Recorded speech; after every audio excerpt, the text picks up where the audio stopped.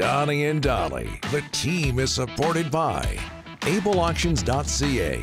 Closing your business? We can help. That's what I'm talking about. All of our guests today, including Ross Tucker, standing by. Brought to you by Passant Motors. It's the New Year, New Ride event at Passant Motors. Looking to upgrade your ride? Check out the deals at Passant Motors. Learn more at Passant Motors. P-A-S-A-N-T Motors.com. What a Sunday in the National Football League yesterday. Here to talk about it, as always, on a Monday or Tuesday. Ross Tucker from the Ross Tucker Football Podcast, CBS Sports, and Westwood One. Ross, thanks for doing this, sir. How are you? It is my pleasure. I am fantastic. I am still basking in the glow of yesterday. It's very, very cool to be on the sideline for a championship game. Yeah, Go ahead. No, you watched. You did the Eagle. You worked the Eagles and Commanders. The Eagles beat the Commanders. Tell us about how much you enjoyed the way Jalen Hurts played yesterday. Well, I got a chance to interview him after the game, and you can see the pics of that at Ross Tucker NFL on social media. But that's probably the best he's played in a couple months. I mean, it's the most passing yards he's had since week 14. And not that passing yards are the be-all, end-all, but even just watching, you could tell that was the best he had played in a while. Clearly, the Commanders do not have a great defense. I thought that was pretty obvious. And, if Jalen Hurts in the passing game are clicking like that, boy, good luck. I mean, because we know about their offensive line. We know about Saquon. You kind of got to pick your poison, right? I mean, it's impossible to be able to do both at a high level. And so you're going to try to stop the run. The passing's there. You try to stop the passing. They're going to be able to run it right at you with Saquon. Okay, you mentioned being on the sidelines for that game for Westwood One. You mentioned Saquon Barkley. And I know you played in the National Football League, Ross. I get that. But being on the sidelines, first Eagles play from scrimmage, what was it like being that close to that play, to that greatness? It was awesome. It was awesome. I mean, honestly, everything about being on the sidelines is cool because you forget what it's actually like. I only do it twice a year, but it's a good reminder of just how fast things happen down there and what it's like. It is really, really cool to be at that level and see some of the collisions. But for Saquon in particular, I mean, it was the first play. Yeah. And I remember thinking, it's going to be a nice gain. It's like twice he broke tackles and then he was just gone. And as you might imagine, the place went absolutely bananas. It was tremendous. I loved it. I kind of wish it was a closer game, selfishly, as a broadcaster, right? We kind of root for closer games. But I do a decent amount of work in the Philadelphia area, including some stuff for the Eagles. So, them winning continues those gigs, those non-Donnie and Dolly gigs. So I'm happy about that. And honestly, the Commanders just didn't give themselves much of a chance with all of those fumbles. And it wasn't like they just dropped the ball. I mean, credit the Eagles for those punch outs. But, I mean, the Eagles have significantly better players. So if you're going to beat a team with significantly better players, you can't lose the turnover battle 4-0 also. Ross, I tell you, I'm feeling for Josh Allen. Great year. In a lot of people's eyes, the MVP is now 0-4 against the Chiefs. Close game. He's got to be wondering, what do I got to do to get over the hump to beat these guys? I'm sure he is. The answer is, I know he could have played better in certain respects, but I think he needs the guys around him to play better. And that includes the coaching staff. Did not care for a third consecutive quarterback sneak, after they'd already gotten too stuffed in the game. The guy's 250 pounds. Put him in the shotgun and run quarterback power or quarterback sweep. Let him get ahead of steam. Good luck stopping him from getting a half a yard in that situation. Plus, Cole Bishop has the ball ripped out of his hands. Dalton Kincaid drops it. Now, Josh did miss, Samuel coming across on the crossing route would have been able to take it a long way. You're going to have to make those plays to beat the Chiefs. You're going to have to make them, and the Bills didn't. You talked about Mark Andrews last week, and, Dalton Kincaid, the game's right there. He could have kept it going. And, social media is ripping him pretty good, and Buffalo, too. You feel for him just the way you felt for Andrews, Ross? Not quite as much because of the fact that Andrews had 2 mistakes in the fourth quarter of that game last week. And I think his drop was more egregious, right? Yeah. I mean, his drop was on the goal line to tie the game. The ball hit him right between the 8 and the 9, whereas Dalton Kincaid, he had to kind of make a pretty tough adjustment to come back for that. Right. Ball was wobbling a little bit. Still should have caught it, and he knows it. Back to the Eagles-Commanders. What does the Commanders' future look like, Ross, with Jaden Daniels?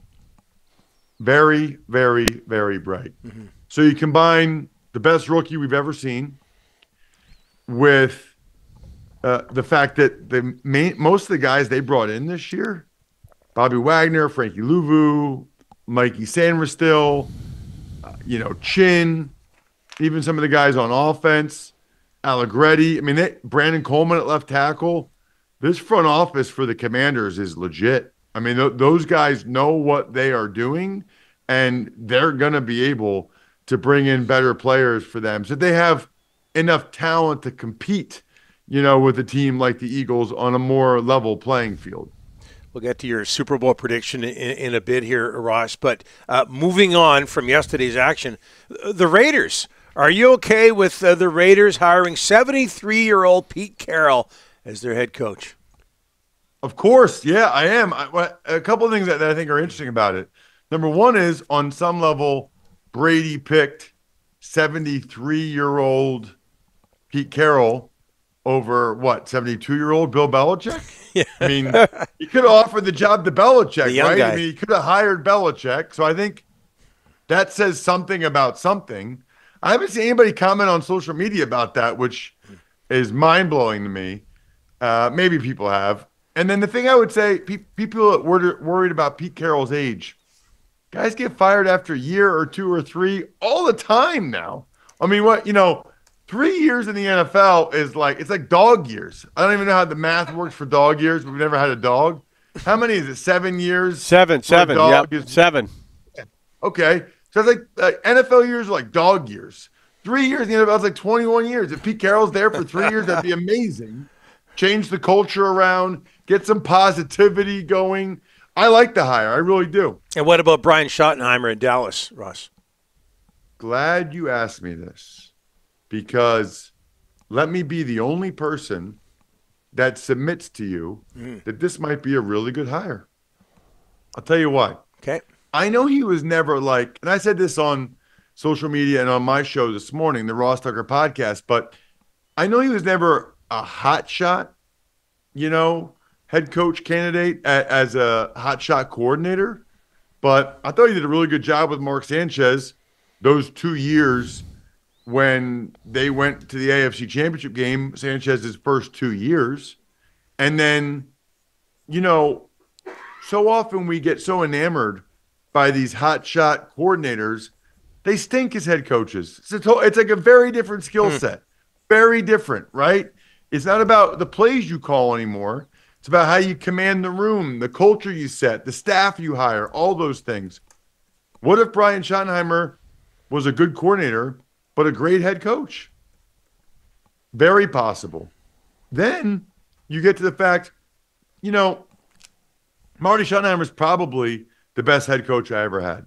And I had Belichick, Gibbs, and Parcells, 3 Hall of Famers. Marty Schottenheimer is probably the best of the bunch, which says a lot. And I don't know that Brian will be as good as him or even half as good as him, but I think it's a good place to start. And then the last thing, which I think is the most important part, nobody knows.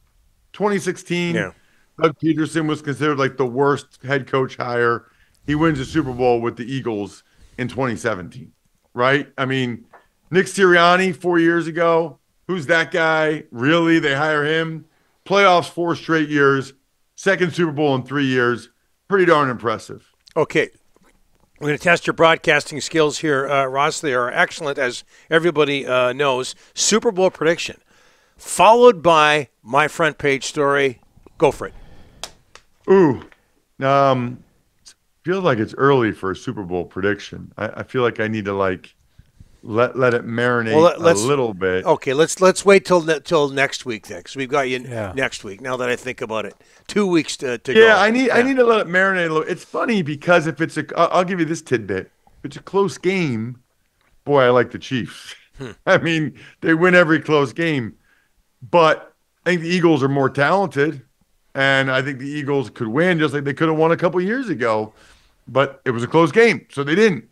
The Eagles got to win if the Eagles are going to win, they got to win by 2 scores. I guess that's how I would phrase it. That'd be my initial reaction to it. But you can all score, Donnie. Yes. myfrontpagestory.com. We got an order or two from British Columbia, and they were not from Rick Dollywall. So at least somebody out there is listening or watching.